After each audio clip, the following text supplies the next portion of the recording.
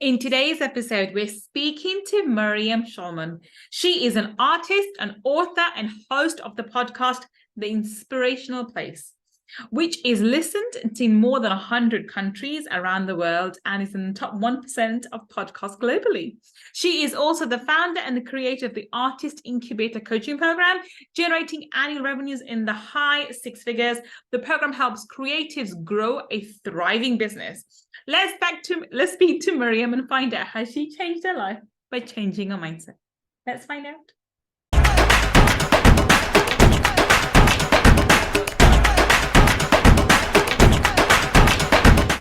Welcome. This is Gull, your money mindset expert. And today I'm so excited. We have the beautiful, the charming, the wonderful, and absolutely fantastically talented Miriam Schulman. Welcome, Miriam. Hi, thank you for having me.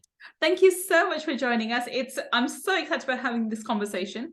Now, Miriam, everyone's heard your intro. They know how fabulous you are, but please, in your own words, tell everybody what it is that you do.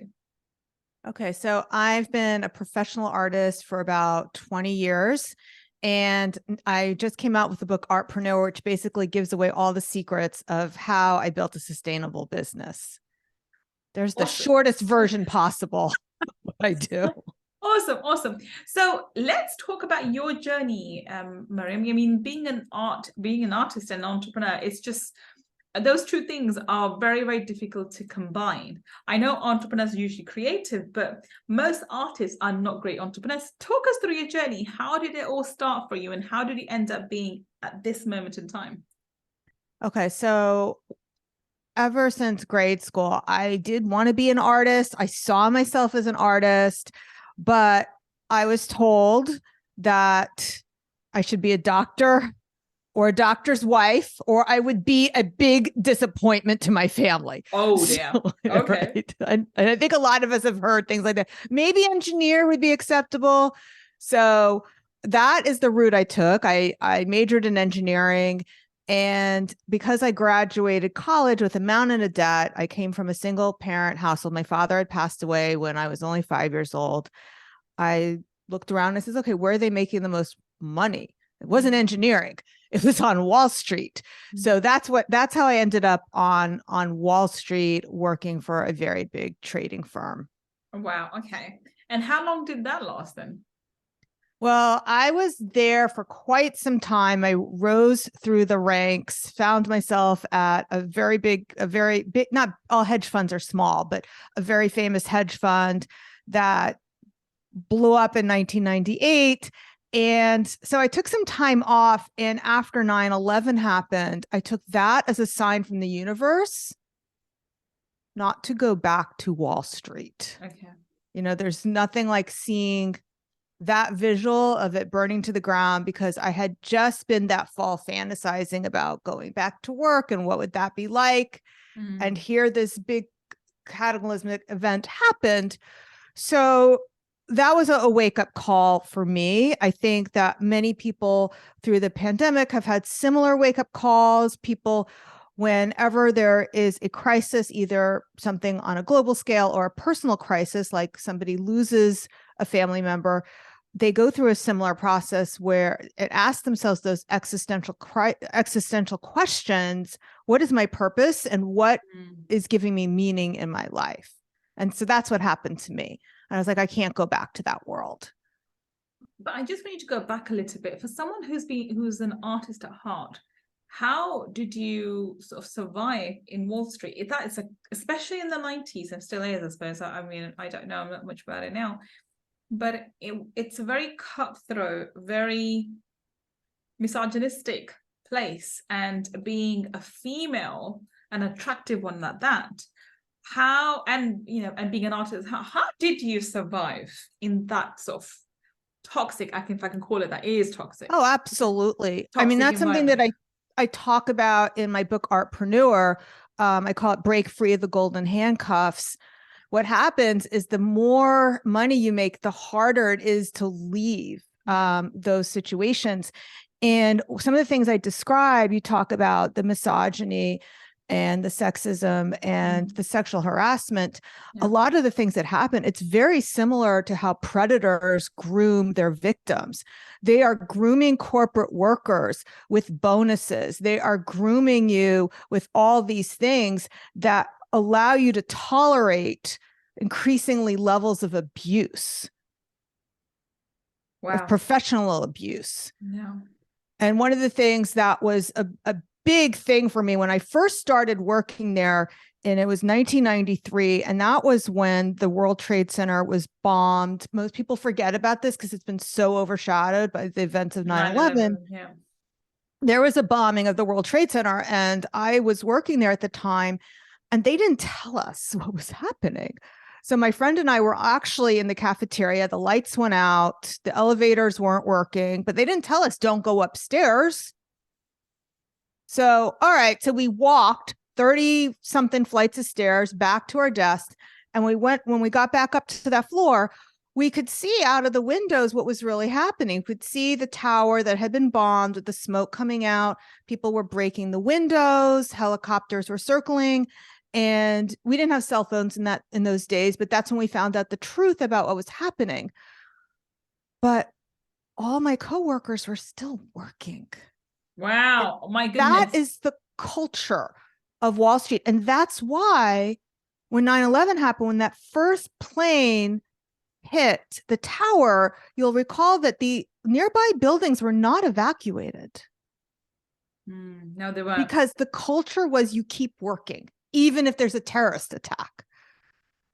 Wow. Okay. So when 9/11 happened, I was like, I had just been in that situation where I was in the belly of the whale and I could see, what would have happened to me. I could have been that person in that second tower whose company didn't evacuate the building.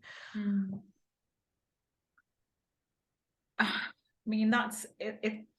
That causes all sorts of PTSD and all sorts of issues in Exactly. itself. And people don't realize the amount of abuse that females do encounter, or did encounter. I keep saying I don't know how different things are in today's day and age, so I cannot make a comment on today's day and age. I mean, I come from the banking and finance sector myself. I saw it, but I was never, I've always been very fortunate. I don't wear the hijab anymore. I did wear the hijab back then. And I was fortunate in one way that I was never the subject of sexual harassment or sexual jokes. If anything, I got a lot of respect. However, I was never promoted. I was never pushed ahead. I always got the most shittiest work. I was never part of the group. I was never promoted as such. So I got everything and I got the respect kind of it. When I look back, and I used to work 10 times harder than everybody else in the department or the group. I don't remember once being praised or once being accommodated as such. I was just, and I was given all the mediocre, really rubbish work. And I was happy to do it, because I wasn't part of the gang, so to speak. So it worked hand in hand. I saw what was happening and I wasn't ready to do that kind of, I wasn't allowed, because I never drank anyway. I wasn't happy going to drinking and doing just hanging out and being flirty with people. But then I also paid for it in the kind of work I did and the lack of promotion. So, okay, well, let me just put your mind to ease, or perhaps the other way around, depending on how you're going to take this. So at my first job, I was the subject of a lot of jokes, and they didn't happen at the drinking parties. They happened on the job. Wow. And it was really bad. So when I left that position to go to the hedge fund, because they were a nerdier group of people, and I was promised a more managerial role. So when I got there, the person who was kind of either he was supposed to be my equal, but he clearly did not want that to happen. So he didn't harass me, but he made sure that managerial role never materialized. So I've gotten it from both sides.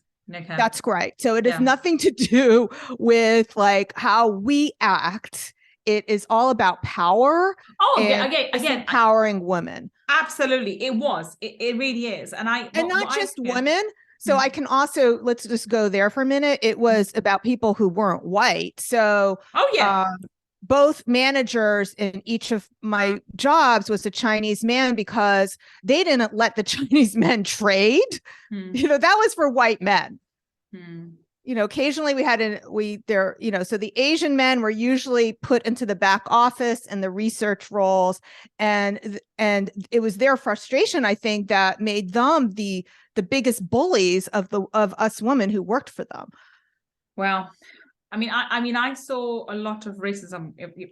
Again, my experience of the corporate world is at least 15 years old. So this is why I always put it with a pinch of salt. I'm hoping things have moved on from there. I don't know that it's changed much. I mean, especially in the US, if anything, we've gone backwards. Really? I would have thought in UK, because there's quite a lot, it's very progressive, and we see quite a lot now women who are women of color and women who should wear the hijab, with the rise of Islamophobia, so going into higher level corporate positions, which was unheard of in my time.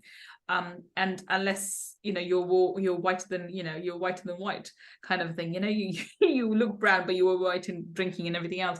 Anyway, coming back to this idea of holding your own and just being your own person and not allowing others to dictate to you how you live your life.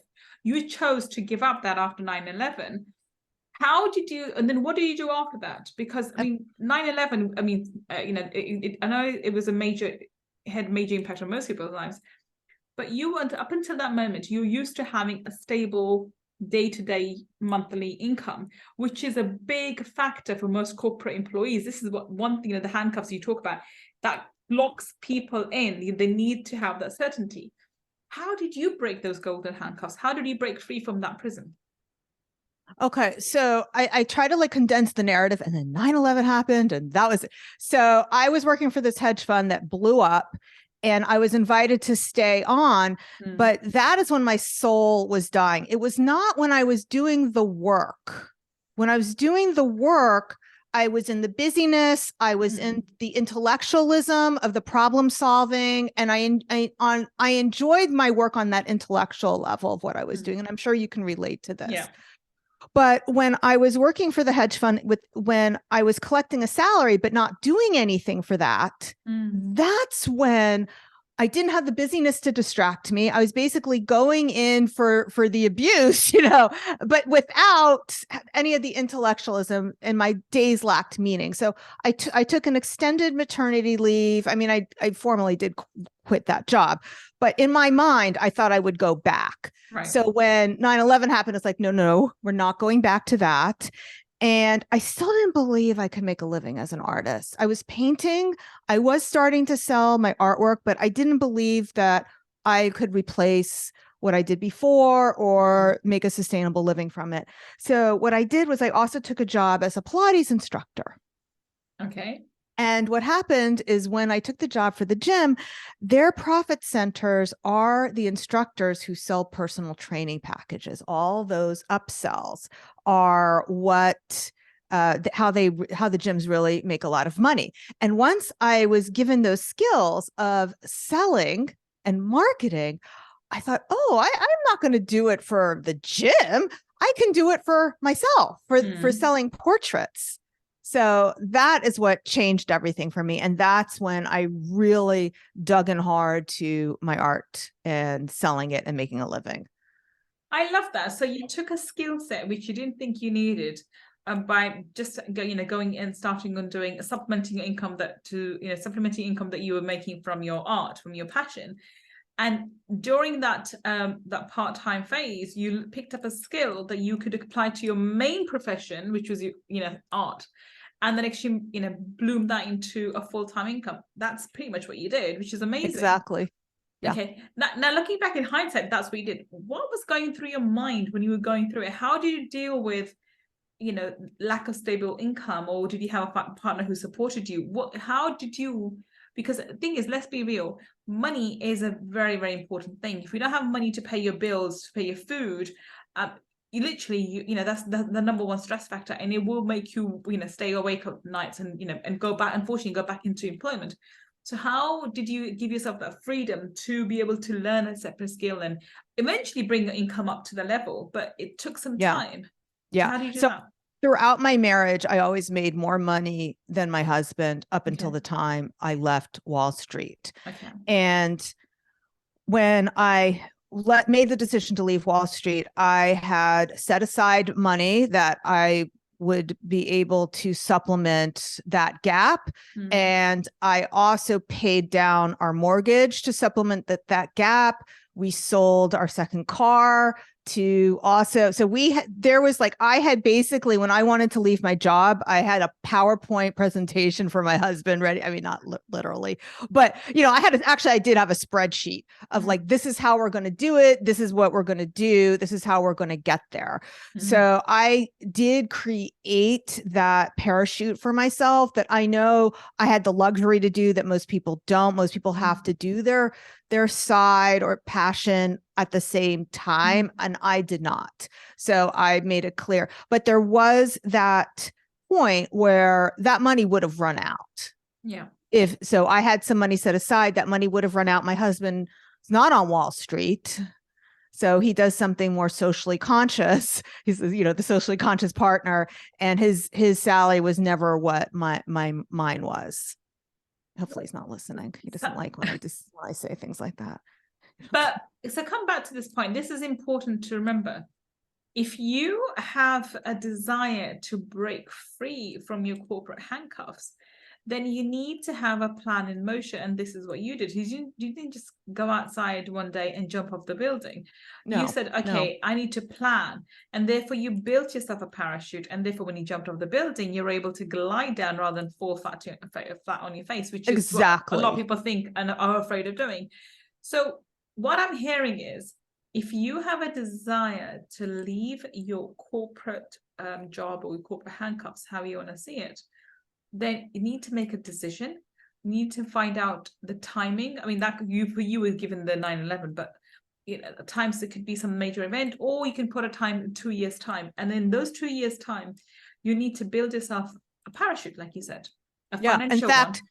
I used the metaphor parachute, but as you're talking, the image that more came to mind was in the Shawshank Redemption, how he tunneled out of the jail cell. Like that wasn't just a one day decision. He had been working on that for a while. So, and there was a plan. He had a plan in place of exactly what he was going to do. I think this is so important because a lot of times our fears overtake our ability to think ahead. And if you don't do something different, 5 years down the line, you're going to be in the exact same position.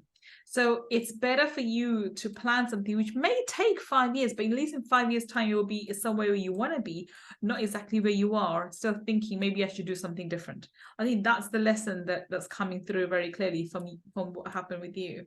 And I just want to go back to your understanding of sales. You've never been in sales before, or were you when you were doing on Wall Street? Were you selling on Wall Street? No, I wasn't in a sales position. I was a computer programmer, but one of the skills that I did pick up while I was there, after my first year there, I realized when it came time for the bonuses that they really didn't know what I had done. Like I had been relying on my managers to tell them. Well, the managers are making themselves look good. So the second year I was there, every month I put together, you can almost think of this in terms of like a newsletter of everything that I had accomplished each month to keep myself kind of like, I was like marketing myself to my bosses. So there was an element of marketing that I used when I was working on Wall Street. And I used a lot of visibility. I made sure that I went to the 7 a.m. global meeting that they had, which meant I had to get on a 6 a.m. train to get downtown in time. So I put myself in these situations where I was very visible to people, and they knew exactly who I was and exactly what I did by the end of the year. So those types of skills, those visibility skills, those marketing skills, that's something I actually still use. Like that is the whole point of like why you email your customers every week. It's to keep them in front of you, keep you in front of them. Yeah, I think it's such a vital skill to learn because we do need to market ourselves. Unfortunately, I think the schooling that we've had, especially here in the UK, and I'm sure other parts of the world too, is you don't talk about your accomplishments. You don't talk about your achievements. It's seen as boastful. Whereas I think we need to celebrate them, and to sometimes, especially if we're in the corporate environment, we need to highlight to people what it is that we are contributing, how we are contributing, if it's not seen by the other side. I think in a smaller SMEs and smaller corporations, it's easier because there's the few members and everybody has designated tasks and everyone knows what the other person's doing. So we can celebrate and sort of, encourage each other. But in a large corporation where there are so many different, departments and so many different things happening, you do need to market yourself. And it's a skill that I think a lot of people lack, which I'm glad that you achieved. But as the universe works in mysterious ways, that skill helped you in your sales capacity, right? Because that allowed you to go ahead and use additional skills learned from that gym job that you had, and then combine those two together to sell your art to people, because you can promote yourself and you're able to promote and sell your art to a premium client, and therefore build a very profitable business. That seems to be the journey in a nutshell. Am I right? Yeah, that's correct. Awesome. Well, thank you so much for sharing your amazing journey with us, Miriam. Today, it's been a pleasure talking to you. Tell us, Miriam, what would be your parting thoughts for someone who's sitting in their job at the moment, whether it's toxic or not? Let's leave that to one side, but they may have a passion for something else, like you had for art, and they've done their their time at their current job, and they've been there for 5, 10, 15, 20 years, and they think it's about time they moved into something else. What would your advice be to that individual? Okay. So as humans, we've all evolved for survival, not goal achievement. And part of that brain's survival mechanism is whenever we want to think about doing something new or uncomfortable, we get afraid. And we are going to come up with all the reasons why changing is a bad idea, especially smart people, smart women. The smarter you are, the more creative you are, the better you're going to be at coming up with those stories. But what I want to remind people is, so our brains have evolved to keep us from leaving the cave and getting eaten by a tiger. What I want to remind people, because you asked me, people who may still be in a job, is that there are dangers in the cave. So don't forget about the snakes that are in the cave with you. So sometimes there's a danger in staying the same and not leaving that cave and taking those risks that you're thinking about. So give yourself equal airtime to think about the dangers of staying. I love that. Thank you so much for sharing your wisdom with us, Miriam. Miriam, tell us, how can we connect with you? Where can we find you on the internet? Okay, so if you liked what you heard today, you can find me on the Inspiration Place podcast and all the places that you're listening to the Money Mindset podcast.